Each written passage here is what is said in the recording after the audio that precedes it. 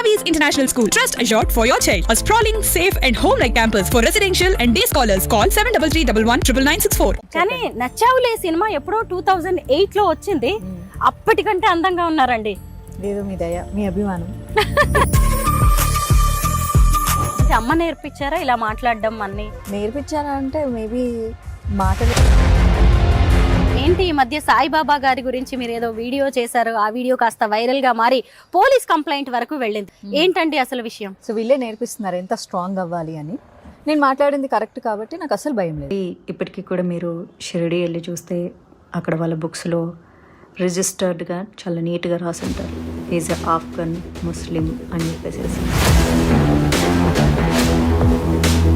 అందులో చాలా మంది దర్గాలకు వెళ్తుంటారు, చర్చిలకు కూడా వెళ్తూ ఉంటారు, అలా సాయిబాబాను పూజిస్తారు. అందులో తప్పేంటంటారు? అప్పుడు ఒక క్రిస్టియన్ గా ఉంటున్నాడు కదా గర్వంగా, ఒక ముస్లింగా కూడా గర్వంగా ఉంటున్నాడు కదా, ఒక హిందూగా ఉండకుండా.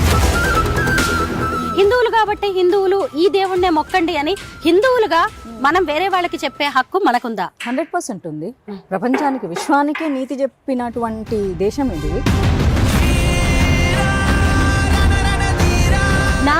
నా అన్వేష్ కూడా హిందూ మతం, హిందూ ధర్మం, సీతమ్మ గురించి కూడా కామెంట్స్ చేశారు. ఇప్పుడు ఆయన మీద కేసు ఫైల్ అయింది. దీని మీద మీరేమంటారు?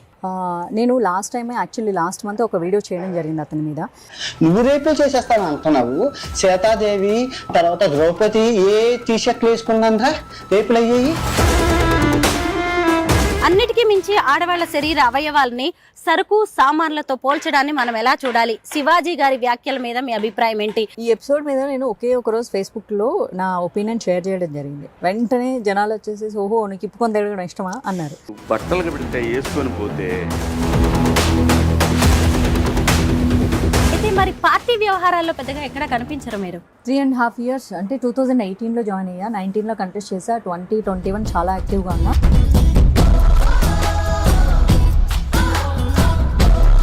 ఈ రోజుకి చాలా మంది పీరియడ్స్ అనే మాట ఎత్తడానికి కూడా భయపడుతున్నారు. మీరేమంటారు? డెఫినెట్లీ. ఎందుకంటే అది మనకు మన ఇళ్లలో ఒక మగవాడిలాగా పెంచట్లేదు. ఇక మీదట మీ స్టెప్స్ ఎలా ఉండబోతున్నాయి? అంటే నేనేదో ఆ చాణక్యుడి లాగా పథకాలు వేస్తానని చెప్పాలి. పెళ్ళెప్పుడు నేను చాలా ఎక్స్పెక్ట్ చేస్తా, చాలా జెన్యూన్గా ఉండాలి, ఉమెన్కి చాలా రెస్పెక్ట్ ఇవ్వాలి, ఏ ఉమెన్ అయినా సరే. మీకు ఎప్పుడైనా అలాగా జాగ్రత్త పడాలి ఇప్పుడే అని ఇండస్ట్రీలో ఉన్నప్పుడు అనిపిస్తుంది? రాత్రి నిద్రపోయే ముందు అనిపిస్తుంది, తెల్లారాక మర్చిపోతారు మళ్ళీ. అందరికీ నమస్కారం, నేను Swaroopa Putlapalli. Welcome to Suman TV. తన ఫస్ట్ మూవీ నచ్చావులేతోనే సూపర్ క్రేజ్ సంపాదించుకున్న హీరోయిన్ మాధవిలత. ఆడవాళ్ళు, అమ్మాయిలు, చీరలు, సనాతన ధర్మం, సాయిబాబా, ఇలా టాపిక్ ఏదైనా సరే తన అభిప్రాయాన్ని కుండ బద్దలు కొట్టినట్టుగా ఆవిడ చెప్పేస్తూ ఉంటారు. తను సోషల్ మీడియాలో ఏం మాట్లాడినా, ఏది చెప్పినా వైరల్ గా మారుతూ ఉంటుంది. ప్రస్తుతం నాతో పాటు ఉన్నారు మాధవిలత గారు. ఆవిడతో మాట్లాడదాం. నమస్తే మాధవిలత గారు. ఎలా ఉన్నారండి? బాగున్నాను, మీరు? బాగున్నానండి. కానీ నచ్చావులే సినిమా ఎప్పుడో 2008 లో వచ్చింది. అప్పటికంటే అందంగా ఉన్నారండి. లేదు మీ దయ, మీ అభిమానం. కాంప్లిమెంట్ కాదు, నేనేమి పొగిడేయట్లేదు. నిజం కాంప్లిమెంట్ అనుకున్నానండి. నిజం చెప్తున్నాను. చాలా బాగున్నారు. Thank you. అంటే అమ్మ నేర్పించారా ఇలా మాట్లాడడం? అన్ని నేర్పించారా అంటే మేబీ మాటలు ఇంట్లో నుంచి వస్తాయి కదా. మాధవి గారు, నిజంగా ఇప్పుడు మీరు అన్నదాన్ని కూడా నేను యాక్సెప్ట్ చేయాల్సిందే. ఎందుకు అంటే మీ వీడియోస్ అన్ని కూడా ఏది ఎవరో చెప్పినట్టుగా కాదు, స్పాంటేనియస్ గా మాట్లాడతారు, నిజాలు మాట్లాడతారు, గట్టిగా మాట్లాడతారు, ఎవరికి భయపడినట్టుగా ఉండదు. మనం ఇలా మాట్లాడితే కాన్సిక్వెన్సెస్ ఏముంటాయి అనేది కూడా మీకు ఉండదు. అవును, అంటే అదే బ్యూటీ సీక్రెట్. దానికి దీనికి సంబంధం లేదు. ఇది లైక్ బ్రేవరీ. చిన్నప్పటి నుంచి నాకు అలానే ఉంది. మా డాడీ దేనికి భయపడ్డు, అస్సలు భయపడ్డు. అదే నేచర్ నాకు వస్తుంది. మరి మా నాన్న లక్షణాలు నాకు వస్తాయి కానీ ఎవరై రావు కదా. కరెక్ట్. సో ఆయన దేనికి భయపడ్డు, దేని గురించి ఆలోచించారు. మేబీ ధైర్యం అక్కడి నుంచి వచ్చింది అనుకుంటా. చిన్నప్పటి నుంచి నేను ఇలాగే ఉన్నాను. అంటే నా ఫ్రెండ్స్కి, నా స్కూల్ మేట్స్కి, మా చుట్టాలకి, వీళ్ళందరికీ తెలుసు నేను ఇలానే ఉన్నానని. కొత్తగా బయట చూసే ప్రజలకు నేనేదో కొత్తగా చేస్తున్నాను, ఇంకేదో టాపిక్ కోసం చేస్తున్నాను అనుకుంటారు. అది వాళ్ళ ప్రాబ్లం, నా ప్రాబ్లం కాదు. మాధవి గారు, ఇక అసలు విషయంలోకి వచ్చేద్దాం. ఏంటి ఈ మధ్య సాయిబాబా గారి గురించి మీరు ఏదో వీడియో చేశారు, ఆ వీడియో కాస్త వైరల్ గా మారి పోలీస్ కంప్లైంట్ వరకు వెళ్ళింది. మీ మీద సరూర్ నగర్ పిఎస్ లో కూడా కేసు ఫైల్ అయింది కదా. ఏంటండి అసలు విషయం? నేను ఒక 2 months బ్యాక్ చేశాను సాయిబాబా మీద వీడియో. 2 years బ్యాక్ కూడా చేశాను. ఆ 2 years బ్యాక్ ఎవరు పెద్ద రెస్పాండ్ అవ్వలేదు. 2 months బ్యాక్ చేసిన దాని మీద రెస్పాండ్ అయ్యారు. లైక్ మీలాంటి లైక్ మీడియా మిత్రులు చెప్తే తప్ప నా మీద ఒక కేసు ఫైల్ అయిందన్న సంగతి నాకు తెలియలేదు. ఎందుకంటే మనకు పోలీసు దగ్గర నుంచి కాల్ రాలేదు, మెసేజ్ కూడా రాలేదు. ఇన్ కేస్ వస్తే కనుక మా లాయర్ చూసుకుంటారు, లాయర్తో మాట్లాడుకుంటారు, నాకేం వరి లేదు. సో వీళ్ళే నేర్పిస్తున్నారు ఎంత స్ట్రాంగ్ అవ్వాలి అని. నేను మాట్లాడింది కరెక్ట్ కాబట్టి నాకు అసలు భయం లేదు. ఇంతకీ ఏం మాట్లాడారు సాయిబాబా గారి గురించి? అవును, సాయిబాబా హిందూ దేవుడు కాదు, మనకు ముక్కోటి దేవతలు అంటారు, కొంతమంది నిజంగానే కోట్ల మంది దేవతలు అంటారు, లేదా 3 వర్గాలు 3 సమూహాల దేవుళ్ళు అంటారు. బట్ స్టిల్ మనకు చెప్పుకోవాలంటే నంబర్ ఆఫ్ దేవుళ్ళు ఉన్నారు. చెట్టు పుట్టకు కూడా పూజిస్తాం మనం. చెట్టుకు పూజిస్తే ఆక్సిజన్ వస్తుంది, పుట్టకు పూజిస్తే అక్కడి నుంచి కూడా మట్టి, అది కూడా మనకు అవసరమైంది. ప్రతిదీ అవసరమైంది. మనం ప్రకృతిని ప్రేమిస్తాము. మనకి ఇంకెవరో ఆఫ్ఘనిస్తాన్ నుంచి వచ్చి వాళ్ళు మనకు నీతులు బోధ చేయాల్సిన అవసరం లేదు. భగవద్గీతలో లేని నీతి ఇంకెవరు మనకు బోధించలేదు. సో కాబట్టి అల్లా మాలిక్ అని చెప్పి, అల్లా బలా కరేగా అని చెప్పిన వాళ్ళని ముస్లింలు ప్రార్థన చేసుకుంటారు, వాళ్ళ దేవుడిని వాళ్ళు ప్రార్థన చేసుకుంటారు. మనకెందుకు? సో హిందువుగా మిగలండి అని చెప్పడం నా ఉద్దేశం. ఇప్పుడు కూడా అదే చెప్తాను. ఇప్పుడు మీరు ఇందాక కూడా అన్నారు, ప్రకృతిని, చెట్టుని, పుట్టని కూడా మనం ఆరాధిస్తూ ఉంటాము, మనకి ముక్కోటి దేవతలు ఉన్నారని. మనలో చాలా మంది దర్గాలకు వెళ్తుంటారు, చర్చిలకు కూడా వెళ్తూ ఉంటారు, అలా సాయిబాబాని పూజిస్తారు. అందులో తప్పేంటంటారు? అప్పుడు ఒక క్రిస్టియన్గా ఉంటున్నాడు కదా గర్వంగా, ఒక ముస్లింగా కూడా గర్వంగా ఉంటున్నాడు కదా. ఒక హిందూగా ఉండకుండా ఎందుకు మురికి పట్టించుకుంటున్నాడు? హిందూగా మిగలండి. ఇప్పుడు రామాయణం తీసుకుందాం. ఒక రాముడి చరిత్ర చదువుకుంటే ఏమొస్తుంది మనకు? ఒక కొడుకు ఎలా ఉండాలి, ఒక భర్త ఎలా ఉండాలి, ఒక అన్న ఎలా ఉండాలి, ఒక రాజు ఎలా ఉండాలి, ఇంత నీతి తెలుసుకుంటాడు. తన భార్య జోలికి వస్తే చీల్చి చెండాడేసిన ఒక బలమైనటువంటి రాజుని చూస్తారు. ఇది మన హిందువులు తెలుసుకుంటారు. సీతమ్మ తల్లి అంత చేతగాంది ఏం కాదు. రావణాసురుడు ఎత్తుకొని పోతే భయపడుతూ కూర్చోలేదు. నిన్నిట్లా చంపేయగలను ఈ క్షణమే, అంత శక్తి మంత్రాన్ని. కానీ నా రాముడి పర్మిషన్ కోసం వెయిట్ చేసిన ఆయనే వచ్చి చంపుతాడని చెప్పింది. అంత ధైర్యము నేర్చుకుంటారు. భారతం చదివితే ఏం నేర్చుకుంటారు? కృష్ణుడు ఏం చేశాడు నీతి తెలుసుకుంటారు. అన్నదమ్ముల మధ్య ధర్మం ఇంపార్టెంటా, అధర్మం ఇంపార్టెంటా, ఇది తెలుసుకుంటాడు. ఆడదాని బట్టల మీద చెయ్యేస్తే మొత్తం కౌరవ సమూహం మొత్తం ఎట్లా నాశనమైంది నేర్చుకుంటారు, ఎట్లా నాశనం చెయ్యాలి ధైర్యంగా అన్నది నేర్చుకుంటారు. అండ్ ద్రౌపది చేతగాంది ఏం కాదు, ఆమె భర్తలకు సూచన చేసింది. వాళ్ళందరినీ మట్టు పెట్టిన తర్వాతే మీరు నన్ను భారీగా చూడగలరని. అంత శక్తివంతులు ఇంత నేర్చుకుంటారు. మరి సత్యసాయిబాబా గురించి ఏం నేర్చుకుంటారు? ఏదైనా చిన్న ప్రాబ్లం రాగానే ప్రతి ఆడపిల్ల అయ్యో సాయిరాం అయ్యో సాయిరాం ఇది నేర్చుకుంటుంది. ప్రతి మగవాడు ఎగ్జామ్కి, లేకపోతే ఉద్యోగానికి, లేకపోతే చిన్న డబ్బు కష్టానికి సాయిరాం అని కూర్చుంటాడు. అంటే తనకు ధీరుడు అన్న సంగతి మర్చిపోతాడు, ఓ చేతగాని వాడైపోతాడు. ఒక ఆడపిల్ల తనకు ధీరవనిత అన్న సంగతి మర్చిపోతుంది, అదొక చేతగాని అయిపోతుంది. సత్యసాయి చరిత్రం చదువుకుంటే ఇదే నేర్చుకుంటాం మనం. ఇది కాదు కదా మనకు కావాల్సింది. అందుకే చెప్తున్నాను, మన దేవుళ్ళు, మన పురాణాలు, మన చరిత్రలు, ఇది వీరత్వం, ఇది ధీరత్వం. ఇక్కడ చదువుకుంటే ఏం రాదు. ఓకే, అందరినీ యాక్సెప్ట్ చేస్తాము. అప్పుడు నేను ఏమంటానంటే, అందరినీ యాక్సెప్ట్ చేసినప్పుడు మరి ముస్లింలను కూడా అల్లా మాలిక్ అని చెప్పినటువంటి సాయిబాబాని వాళ్ళ దేవుడిగా పరిగణించమనండి. వాళ్ళు ఎందుకు పరిగణించట్లేదు? లేదా అక్కడ మక్కాలో ఉన్నటువంటి ఆయన, మక్కా అల్లా అంటే భగవంతుడు అని అర్థం, మీనింగ్ వచ్చేసి. ఆయన మరి మక్కేశ్వరుడు, ఈశ్వరుడే దేవుడు అని వాళ్ళని కూడా చెప్పమనండి. మనం యాక్సెప్ట్ చేద్దాం. ఏంది సెక్యులరిజం మనొక్కలకే ఎందుకు? ఎవరికి పనికిరాని సెక్యులరిజం. నేనేమన్నా అందుకే మనకు సిగ్గు లేదంటున్నా, వాళ్ళు కరెక్ట్గానే ఉంటున్నారు.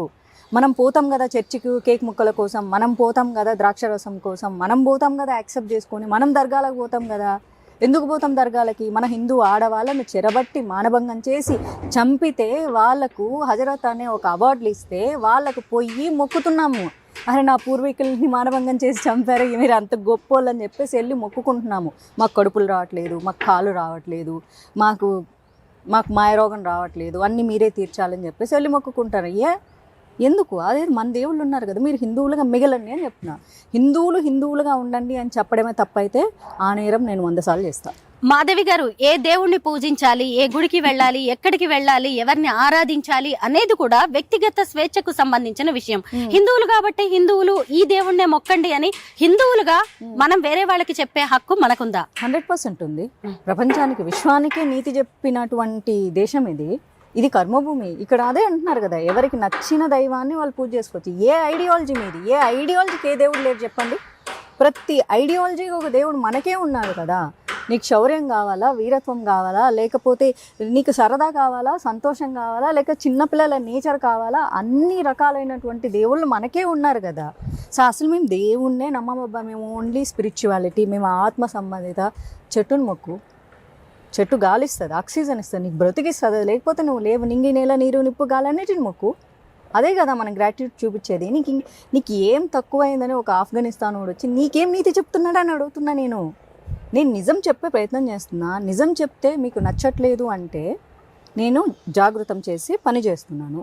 జాగృత పరచడం ఈ దేశంలో నేరం అయితే ఆ నేరం మరీ 100 సార్లు చేస్తాను నేను అంటున్నా. నా అన్వేష్ కూడా హిందూ మతం, హిందూ ధర్మం, సీతమ్మ గురించి కూడా కామెంట్స్ చేశారు. ఇప్పుడు ఆయన మీద కేసు ఫైల్ అయింది. దీని మీద మీరేమంటారు? నేను లాస్ట్ మంత్ ఒక వీడియో చేయడం జరిగింది అతని మీద. ఎంతసేపు భారతదేశము పాకిస్తాన్ ఒక బూచి చూపించి బ్రతుకుతుంది ప్రభుత్వము అని. అతనికి ఒక కౌంటర్ చేసిన జస్ట్ 20 డేస్లోనే అతను చెప్పిన ఆ బూచి వాళ్ళే బూచి పనులు చేశారు. అంటే ఆమ్దం గింజల నుంచి పాయిజన్ తయారు చేసి 1,00,000 మందిని చంపాలనుకోవడం, కారులో బాంబులు పెట్టడం, డాక్టర్లే టెర్రరిస్టులకు మారటం, జిహాదీ తప్పు కాదు అని చెప్పేసి ఎంబీబీఎస్ చదువుకున్న డాక్టర్లు మాట్లాడడం, ఇదంతా ఎవరు ప్రొవోక్ చేశారు? పాకిస్తాన్ వాళ్ళే ప్రొవోక్ చేశారు. భారతదేశము పాకిస్తాన్ని బూచిగా చూపించలేదు. వీధిలో ఇటు మన హైదరాబాద్ గల్లీ దగ్గర నుంచి ఢిల్లీ వరకు వీధిలో పాముల్లాగా, పిల్ల పాముల్లాగా పాకి ఉన్నారు. అవకాశం దొరికితే మనల్ని చంపాలని చూస్తున్నారు. ఎందుకు చంపాలనుకుంటున్నారు? ఈ మతం కోసమే చంపాలనుకుంటున్నారు. వాళ్ళకి వేరే ఇంటెన్షన్ ఏం లేదు. వాళ్ళ మతాన్ని మొత్తం విస్తరింపజేయడమే వాళ్ళ యొక్క టార్గెట్. సో కాబట్టి అతను అలాంటి మాటలు మాట్లాడినోడు, మిషనరీ స్కూళ్ళల్లో చదువుకున్నాడు.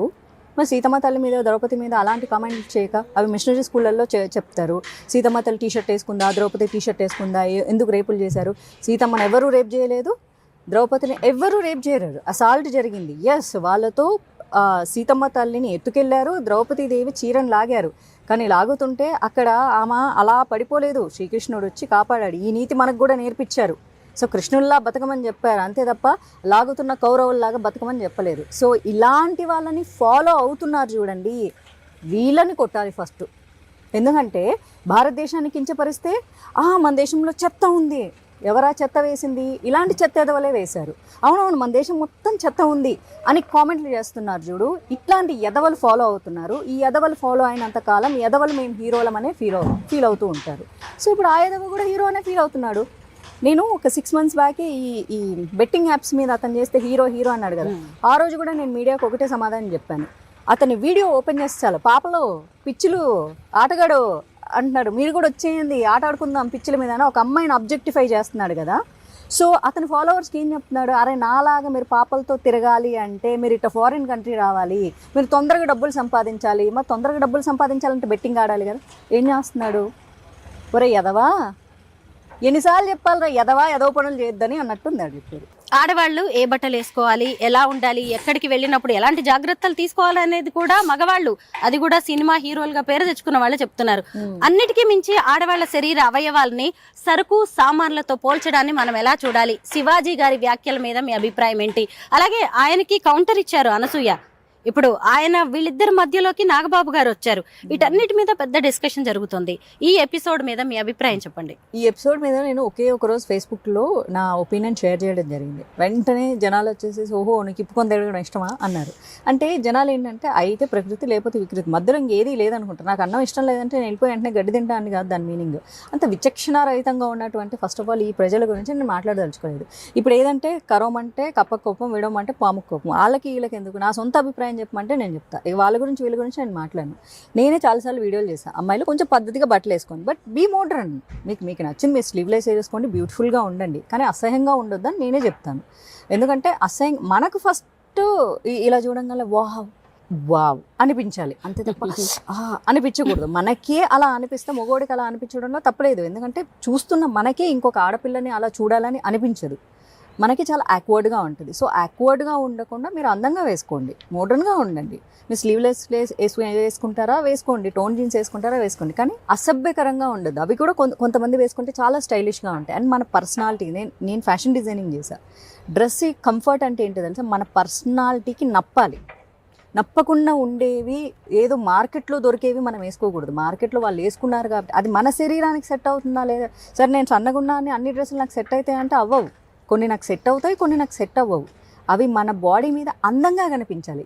అంటే మనం అది వేసుకుంటే మన బ్యూటీ ఎన్హాన్స్ అవ్వాలి, లేదా మన బ్యూటీని ఆ బట్టల వల్ల దానికో బ్యూటీ ఇవ్వగలగాలి. ఈ రెండింటిని క్రాస్ చేసి కేవలం మార్కెట్లో ఉన్న బట్టలు వేసుకుంటామంటే కాదు. చాలామందికి వాళ్ళు పర్సనల్గా బట్టలు వేసుకోవడం ఇష్టం, స్కిన్ చూపిస్తూ బట్టలు వేసుకోవడం ఇష్టం. అఫ్ కోర్స్ వాళ్ళు వాళ్ళ కోసమే రెడీ అవుతున్నారు. ఇక్కడ ఇంకొక పాయింట్ కూడా ఉంది. అలా బట్టలు వేసుకుంటున్న అమ్మాయిలకి లైకులు కొడుతూనో బూతులు తిడుతూనో రిపోర్ట్లు కొట్టకుండా వాళ్ళకు ఫాలోవర్షిప్ పెంచిన వాళ్ళు ఎవరు? ఫస్ట్ ఇక్కడ ఆడదాని ఒక్కడిదే నేరం అని ఈరోజు ఆడదాని మీద నేరం వేసేస్తున్నారు కదా. వాళ్ళకు పెంచి పోషించి లైకులు కొట్టిన వాళ్ళు ఎవరు? ఈ సమాజంలో మనుషులు కదా. మేము హేట్ చేస్తూనే కామెంట్ పెడుతున్నా అంటే హేట్ ఎందుకు చేస్తున్నావు, బ్లాక్ చేయి నువ్వు.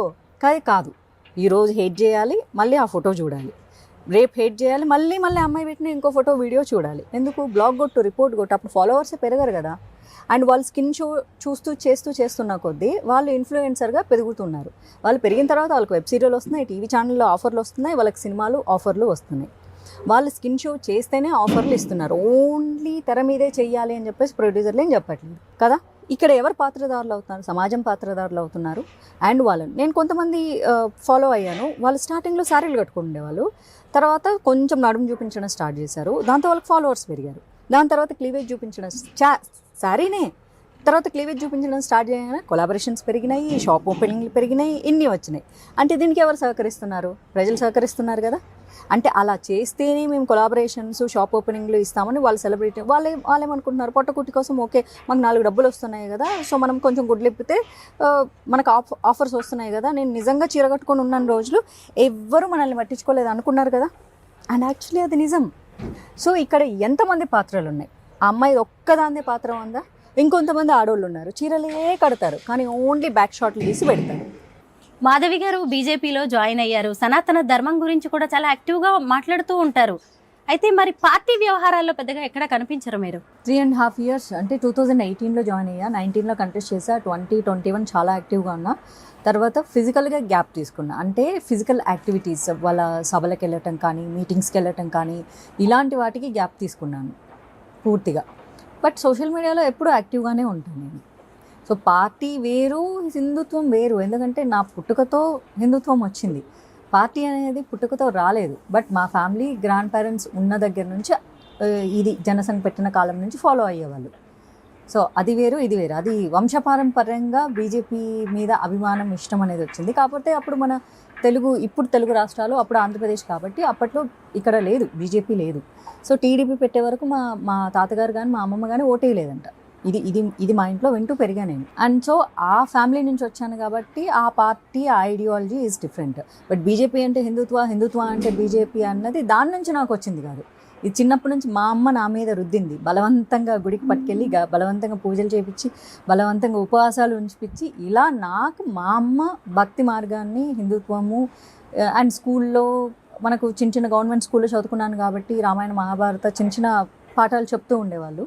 అండ్ ఊర్లో గుడికి వెళ్ళడం వల్ల ఎక్కువగా మా ఊర్లో రామాలయం ఉండడం వల్ల సో అక్కడి నుంచి వచ్చింది తప్ప సో అదే రాజకీయ పరంగా వచ్చింది కాదు. బట్ పీపుల్ ఏంటంటే రెండింటిని కలిపేస్తారు. వాళ్ళు ఎలా కలుపుకున్నా నాకేం ప్రాబ్లం లేదు. 2019లో కంటెస్ట్ చేశారు. ప్రజలతో ట్రావెల్ చేయడం, ఎలక్షన్స్లో పాల్గొనడం, ఇవన్నీ ఎలా అనిపించాయి?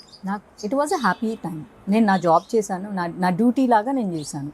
ఓకే, పార్టిసిపేట్ చేయాలనుకున్నాను, పార్టిసిపేట్ చేశాను, తిరిగాను. సో జనాల పల్స్ ఎలా ఉందో తెలుసుకున్నా. అది ఎలా ఉన్నా నాకు ఓకే, ఎందుకంటే నేను ఇష్టపడి చేసిన పని. అది ఫెయిల్యూర్ వస్తుందని మాకు ముందే తెలుసు. ఫెయిల్యూర్ వస్తుందని తెలిసి కూడా నేను వెళ్ళాను చూడు, ఎందుకంటే నేను పని చేయాలని డిసైడ్ అయ్యాను కాబట్టి. సో నాకు రిగ్రెట్స్ ఏం లేవు. I'm very happy for that. 2008లో మీరు ఇండస్ట్రీకి అడుగు పెట్టారు, మంచి హిట్ కొట్టారు ఫస్ట్ సినిమాతోనే. ఆ తర్వాత కొన్ని సినిమాలు చేశారు. కానీ ఎందుకు తర్వాత బాగా స్క్రీన్కి దూరం అయ్యారు? అవకాశాలు రాలేదా? మీరే వద్దనుకున్నారా?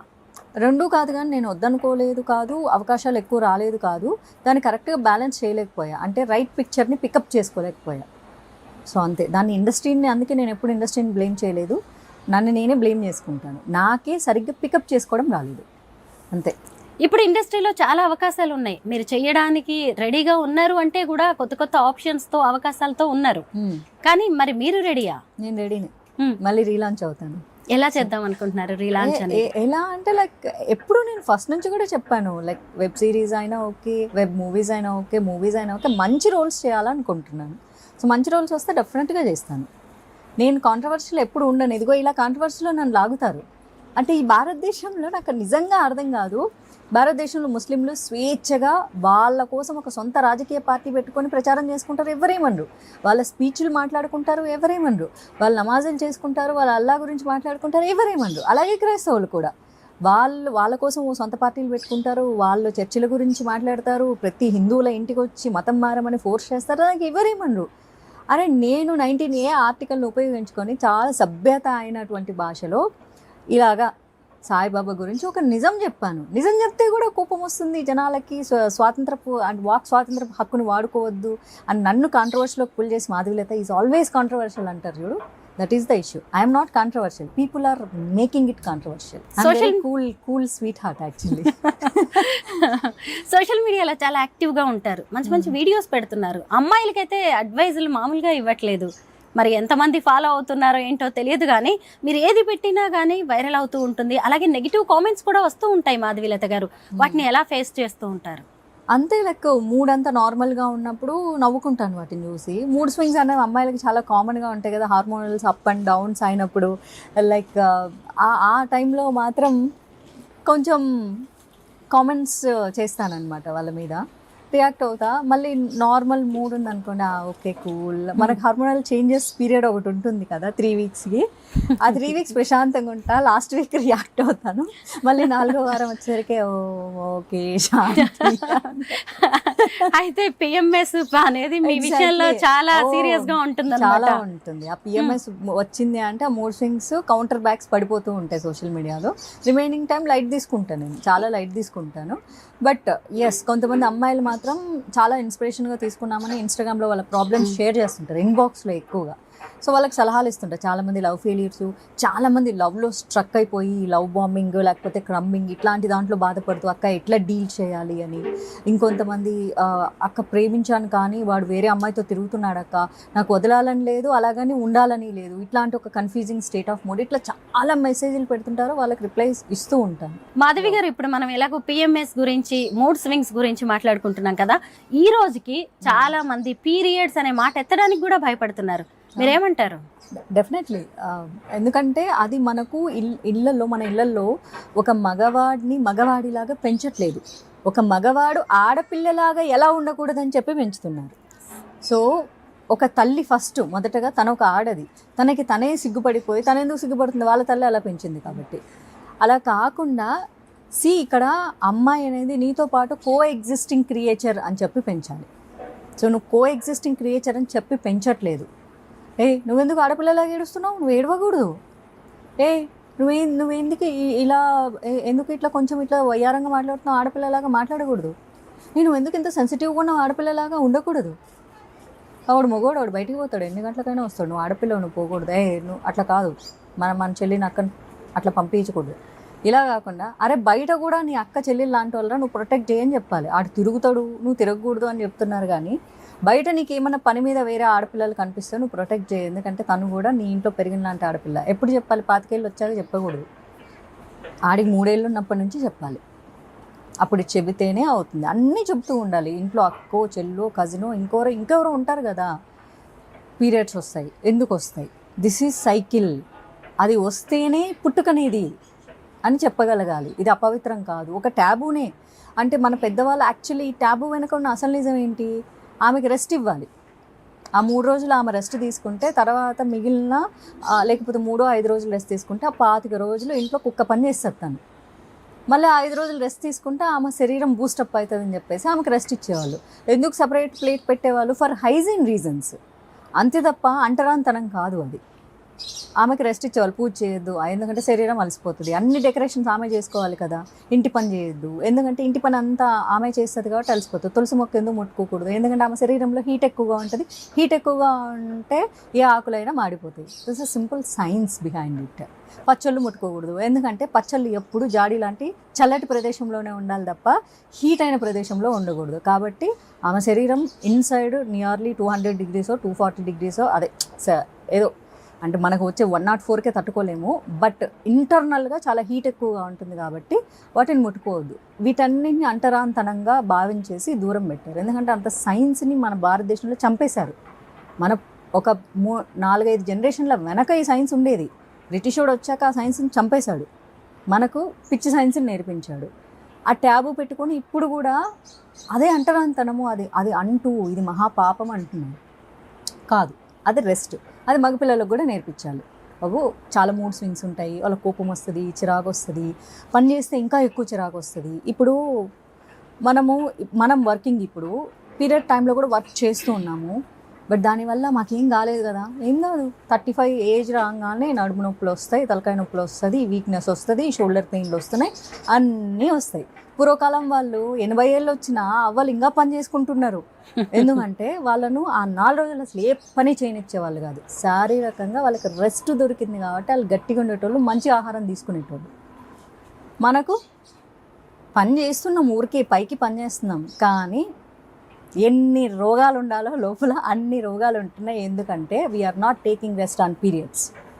సింపుల్ థింగ్ ఇది మగపిల్లలకు కూడా చెప్పి చిన్నప్పటి నుంచి నేర్పిస్తే వాళ్ళు దాన్ని అసహ్యంగా చూడరు. But still nowadays boys little bit changing. They are going to medical shop, they are bringing pads to their girl friends, sisters, wifes, mothers. కంఫర్టబుల్గా మాట్లాడగలుగుతున్నారు.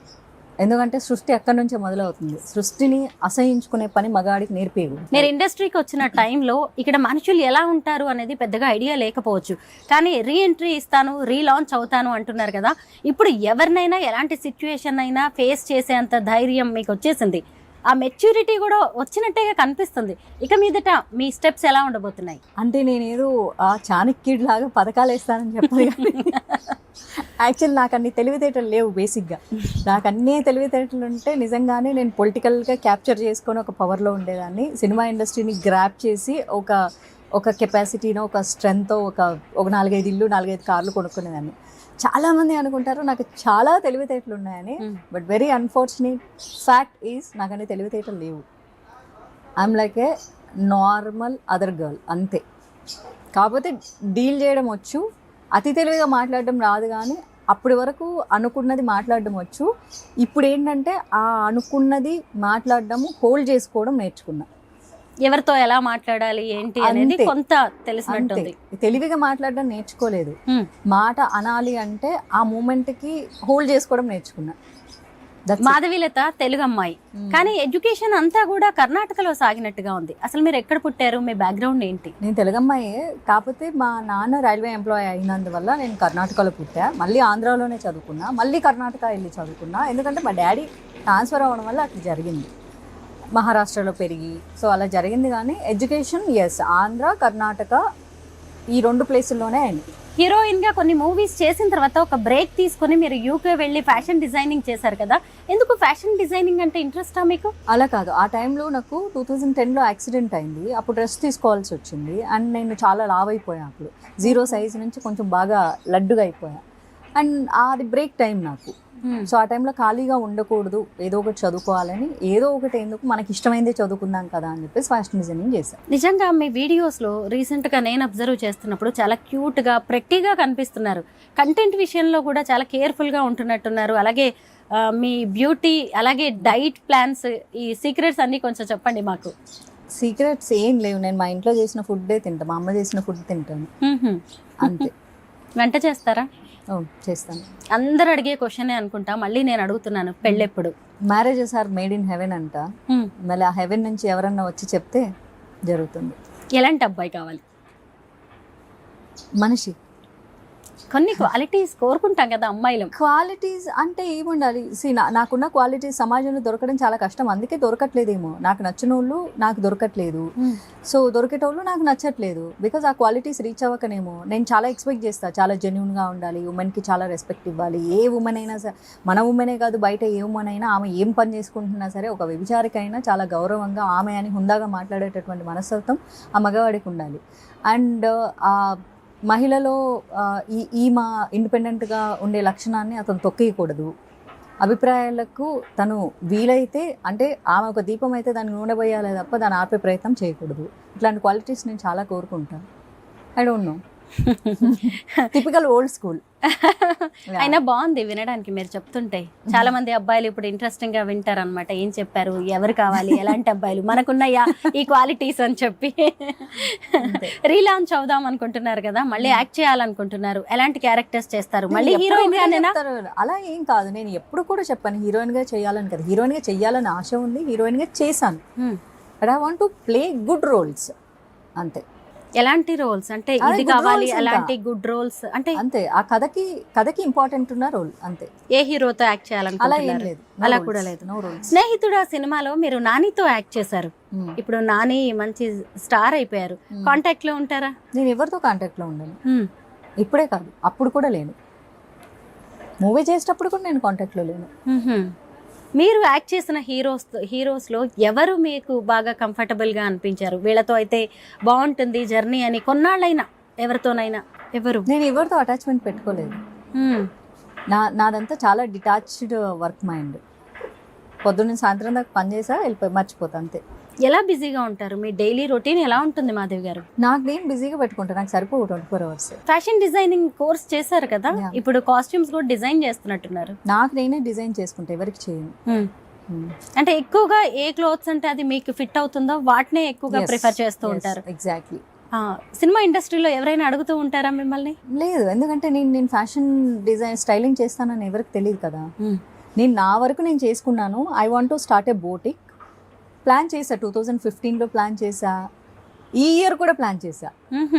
2015 ప్లాన్ చేశా, 25 ప్లాన్ చేశా, అది వర్క్ అవ్వలేదు. బట్ ఎందుకలా గ్యాప్ వస్తున్నట్టుంది? ఐ డోంట్ నో, సమ్హౌ నేను ఒక్కదాన్ని దాని మీద ఫోకస్ చేసి చేసుకోలేను. But I need someone who supports exactly నా మైండ్ సెట్కి, నాతో ట్రావెల్ చేయడానికి, నా స్టైలింగ్కి కరెక్ట్గా ఉండే నా ఫ్రెండ్స్ని చూస్ చేసుకుంటున్నాను. బయట వాళ్ళని చూస్ చేసుకోవట్లేదు నేను.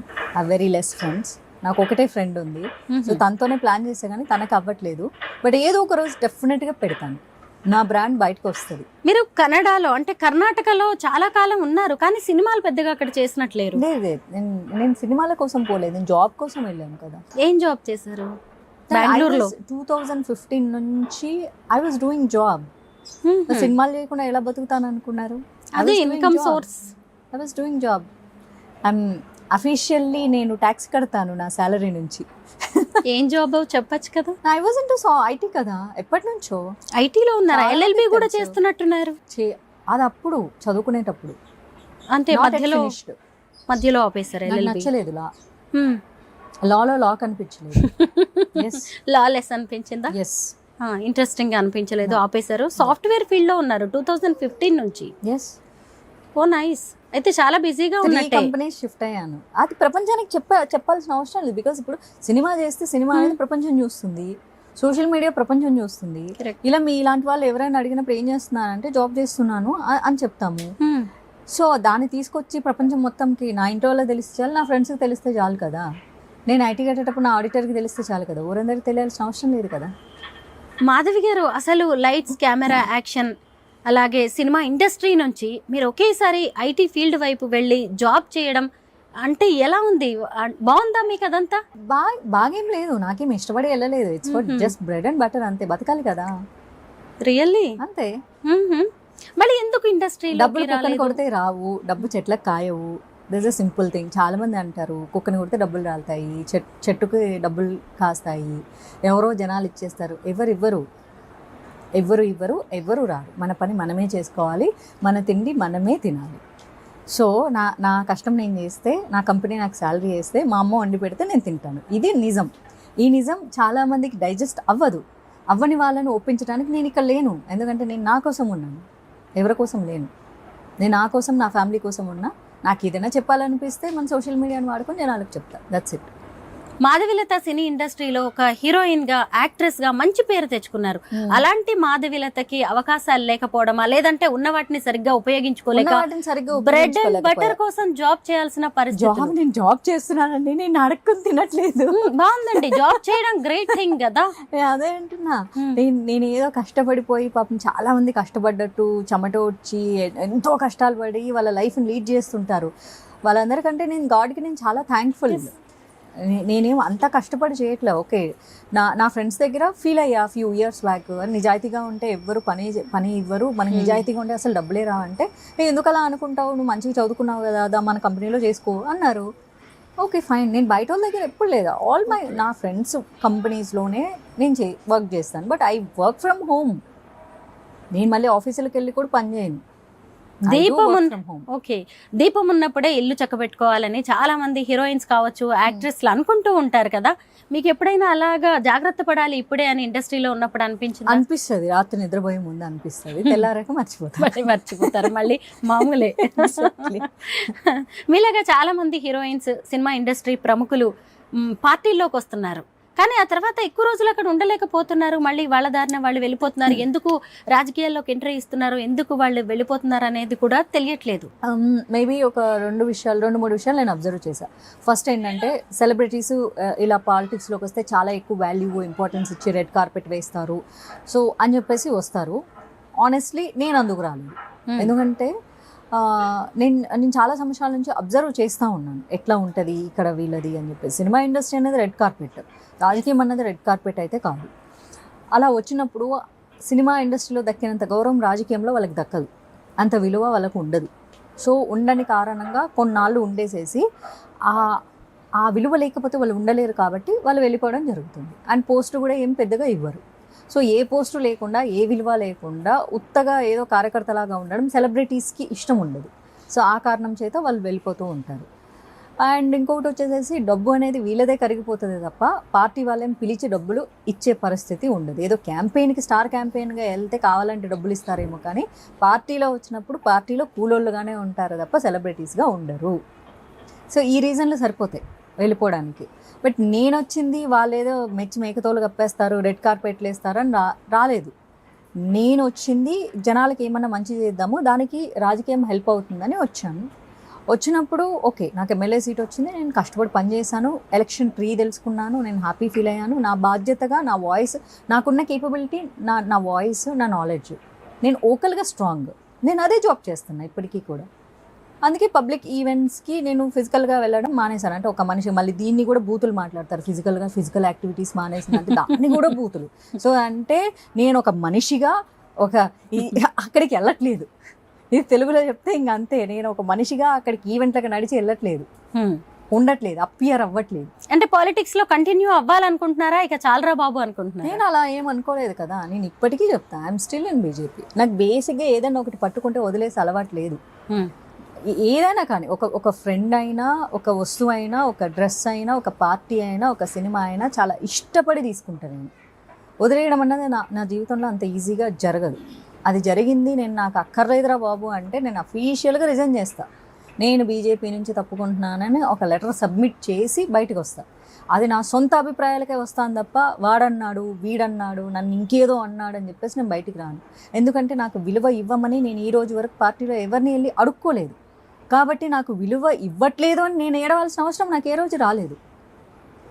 నేను ఆ క్రైసిస్లో ఉంటే నాకు ఆ ఫీలింగ్ ఉంటుంది. నేను ఆ క్రైసిస్లో లేను. నేను ఎప్పుడో జమానాకు ఒకసారి నాకు కావాల్సిన వాళ్ళతో మాట్లాడితే వాళ్ళు బ్రహ్మాండంగా మాట్లాడతారు. నేను రోజు పోయి వాళ్ళని అడుక్కోవట్లేదు కదా. నేనే రేర్ పీస్ డైమండ్ లాగా అప్పుడప్పుడు కనిపిస్తా వాళ్ళకి. సూపర్ అండి, మీలాంటి ఫైర్ బ్రాండ్స్, స్ట్రాంగ్ వాయిస్ ఖచ్చితంగా పాలిటిక్స్కి అవసరం. అలాగే సినిమాల్లో కూడా మీ రీలాంచ్, రీఎంట్రీ అనేది సూపర్ గా ఉంటుందని మేమైతే అనుకుంటున్నాం. మంచి పాత్ర, క్యారెక్టర్స్ తో మంచి పాత్ర చేయాలని అనుకుంటున్నాం అంతే. ఎందుకంటే మేము ఇన్ని రోజులు మంచి యాక్ట్రెస్ గా మిమ్మల్ని గుర్తుపెట్టుకున్నాం. అలాగే ఇక మీదట మీరు చేసేవి కూడా నెక్స్ట్ జనరేషన్ కి కూడా చక్కగా రోల్ మోడల్ గా ఉండేలాగా చేయాలని కోరుకుంటున్నాం. Thank you so much Madhavilatha గారు. Thank you.